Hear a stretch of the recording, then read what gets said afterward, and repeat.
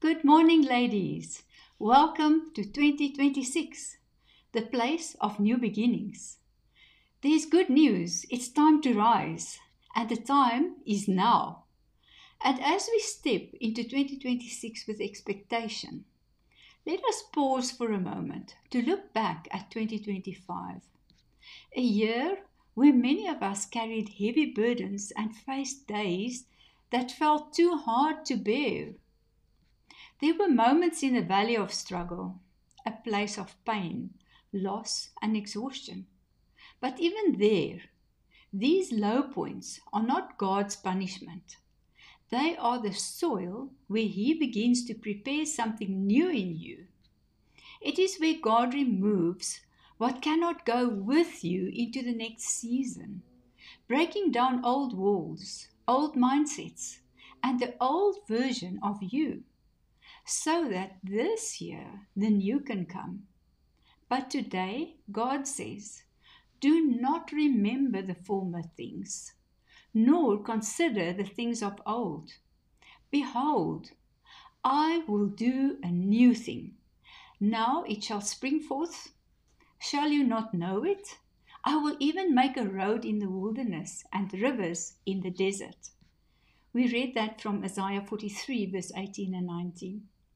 When God speaks of new beginnings, He does not mean improved, He means new in every sense.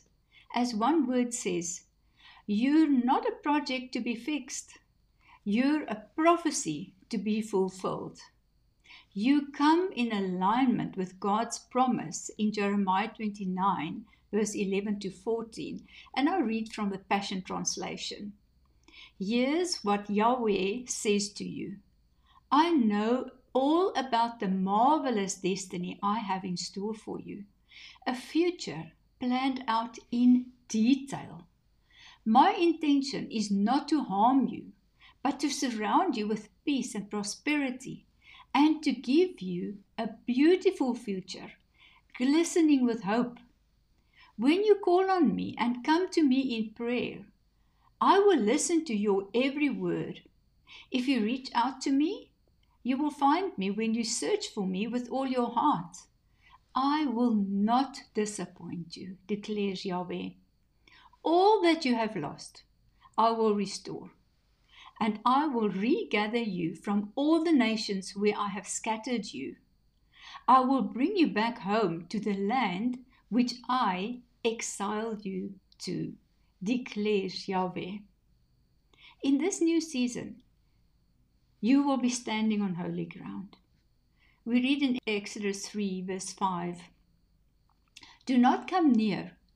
Take your sandals off your feet out of respect, because the place on which you are standing is holy ground.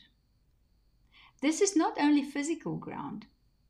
It is a spiritual position, a place where you are fully aware of who God is and who you are before Him. When you stand before God, you stand on holy ground, a place of reverence, awe, and authority. The word says, be holy, for I am holy. Not because you are trying to be holy, but because you are renewed from within. This is where miracles begin, the place of new beginnings, the place where new opportunities open, new thoughts are formed, and the direction and impact of your life begin to shift. And now it is time to rise. Time to take up your cross and follow Him. I don't say this lightly. A life truly converted, a life genuinely surrendered to Christ, is a life marked by deep joy. Not a joy that comes and goes, but a joy that follows you wherever you go. You are not trying to change. You have been changed from the inside out. Your thinking shifts. Your mindset aligns. Your abilities, strengths, and decisions begin to flow from Him. Not to impress God, but to honor Him. You were not chosen, to sit back and enjoy the coffee. You were called to action. So, how do we rise? First, we rise by total surrender, not striving.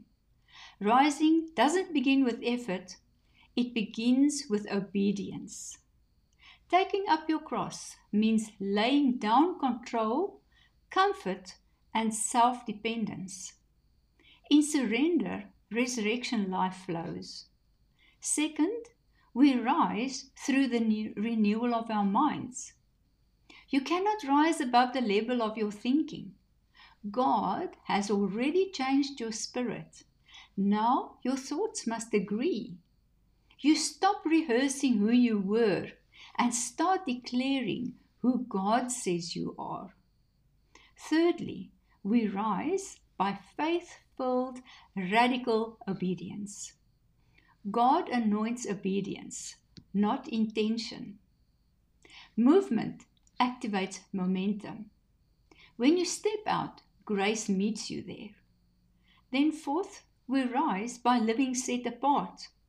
Holiness is not perfection. It is alignment. You choose God's way over culture's way. You don't blend in. You stand out with purity and purpose. Fifth, we rise by embracing responsibility. You are sent. Everywhere you go, you carry the presence of God. You pray, you serve, and you love boldly. You don't wait to be chosen. You walk as chosen. Finally, we rise by staying close to Him. Intimacy sustains elevation. The closer you walk with Him, the clearer your direction becomes. From that place, joy flows naturally, and your life becomes a living testimony. So hear the Spirit of God today. Rise up, walk into 2026, and step boldly in all that God has prepared for you. Ladies, next Wednesday, we'll be back with our Zoom prayer meeting at 10 o'clock. Come and join us to be encouraged, strengthened, and empowered in your journey with God. Blessings to everyone.